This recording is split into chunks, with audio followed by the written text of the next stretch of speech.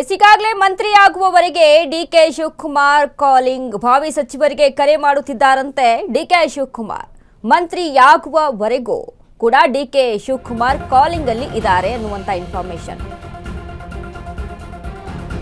ಮಂತ್ರಿಯಾಗುವವರೆಗೆ DK Shivakumar calling, ಭಾವಿ ಸಚಿವರಿಗೆ ಕರೆ ಮಾಡುತ್ತಿದ್ದಾರೆ ಡಿಕೆ ಶಿವಕುಮಾರ್. ತಾವೇ ಖುದ್ದಾಗಿ ಕರೆ ಮಾಡುತ್ತಿರುವಂತಹ ಡಿಕೆ ಶಿವಕುಮಾರ್ ಒಬ್ಬೊಬ್ಬರಿಗೆ ಕರೆ ಮಾಡಿ ಸಂದೇಶ ರವಾನಿಸುತ್ತಿರುವ DKShi, Ramalinga Reddy, MB Patil, doctor G Parameshwar, Sharan Prakash Patil, Eshwar ಖಂಡ್ರೆಗೆ DKShi ಕರೆಯನ್ನ ಮಾಡಿದ್ದಾರೆ. ಇನ್ಫಾರ್ಮೇಶನ್ ಅನ್ನ ಕೊಡ್ತಾ ಇದ್ದಾರೆ. ಪ್ರಮಾಣ ವಚನಕ್ಕೆ ಸಜ್ಜಾಗಿ ಎಂದು ಡಿಕೆಶಿ ಕರೆಯನ್ನ ಮಾಡಿದ್ದಾರೆ. ಮಂತ್ರಿಯಾಗುವವರಿಗೆಲ್ಲ ಡಿಕೆ ಶಿವಕುಮಾರ್ ಕಾಲಿಂಗ್, ಭಾವಿ ಸಚಿವರಿಗೆ ಕರೆ ಮಾಡ್ತಾ ಇದ್ದಾರೆ ಡಿಕೆ ಶಿವಕುಮಾರ್. ಏನೋ ಸುದ್ದಿ ಹರಿದಾಡ್ತಾ ಇರಬಹುದು, ಇಂಥವ್ರಿಗೆ ನಾವು ಸಚಿವಗಿರಿಯನ್ನ ಕೊಡ್ತೀವಿ ಅನ್ನುವಂಥದ್ದು, ಮಂತ್ರಿಗಿರಿಯನ್ನ ಕೊಡ್ತೀವಿ ಅನ್ನುವಂಥದ್ದು ಕೂಡ ಇರಬಹುದು. ಬಟ್ ಇಲ್ಲಿ ಅಧಿಕೃತವಾಗಿ ಕರೆ ಮಾಡುವ ಮುಖಾಂತರ ತಿಳಿಸಬೇಕಾಗುತ್ತೆ.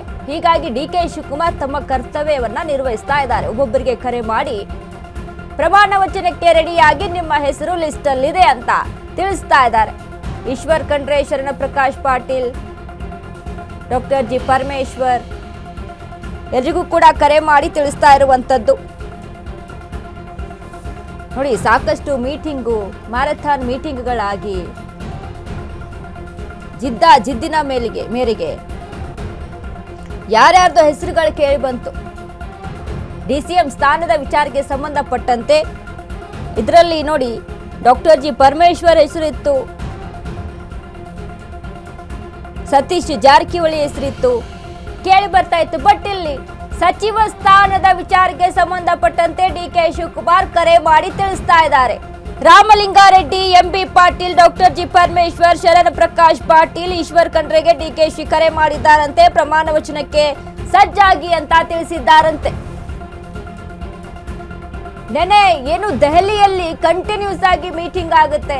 ಮೀಟಿಂಗ್ ಆದ ಬಳಿಕ ಯಾರ ಹೆಸರನ್ನ ಮುನ್ನೆಲೆಗೆ ತೆಗೆದುಕೊಂಡು ಬರಬೇಕು, ಹಲವಾರು ಶಾಸಕರು ಲಾಭಿಯನ್ನ ಮಾಡಿದ್ರು ಸಚಿವ ಸ್ಥಾನಕ್ಕಾಗಿ. ಈಗ ಒಂದಷ್ಟು ಜನಕ್ಕೆ ಮಾತ್ರ, ಒಂದು 10 ಜನಕ್ಕೆ ಮಾತ್ರ ಸಚಿವ ಸ್ಥಾನವನ್ನ ನಿರ್ಮಿಸಿಕೊಡೋದಾಗಿ ಹೇಳಲಾಗ್ತಾ ಇದೆ. ಇನ್ನು ಡಿಕೆ ಕ್ಯಾಬಿನೆಟ್ ಭಾವಿ ಸಚಿವರ ಸಂಭಾವ್ಯ ಖಾತೆ ನೋಡೋದಾದ್ರೆ, ಶರಣ ಪ್ರಕಾಶ್ ಪಾಟೀಲ್ ವೈದ್ಯಕೀಯ ಶಿಕ್ಷಣ ಸಚಿವ, ಡಾಕ್ಟರ್ ಜಿ ಪರಮೇಶ್ವರ್ ಕಂದಾಯ ಮತ್ತು ಡಿಸಿಎಂ ಅಂತ ಹೇಳಲಾಗ್ತಾ ಇದೆ. ಪ್ರಿಯಾಂಕ್ ಖರ್ಗೆ ಗೃಹ ಮತ್ತು ಐಟಿ-ಬಿಟಿ ಸಚಿವ, ಯತೀಂದ್ರ ಸಿದ್ದರಾಮಯ್ಯ ನಗರಾಭಿವೃದ್ಧಿ ಹಿಂದುಳಿದ ವರ್ಗ, ಕೃಷ್ಣ ಬೈರೇಗೌಡ ಜಿಬಿಎ ಮತ್ತು ಹಣಕಾಸು ಅಂತ ಹೇಳಲಾಗ್ತಾ ಇದೆ. ಯುಟಿ ಖಾದರ್ ಆರೋಗ್ಯ ಸಚಿವ ಅಂತ, ಸತೀಶ್ ಜಾರಕಿಹೊಳಿ ಲೋಕೋಪಯೋಗಿ, ಎಂಬಿ ಪಾಟೀಲ್ ಭಾರಿ ಮತ್ತು ಮಧ್ಯಮ ಕೈಗಾರಿಕೆ, ಕೆಜೆ ಜಾರ್ಜ್ ಇಂಧನ ಸಚಿವ ಅಂತ ಹೇಳಲಾಗ್ತಾ ಇದೆ.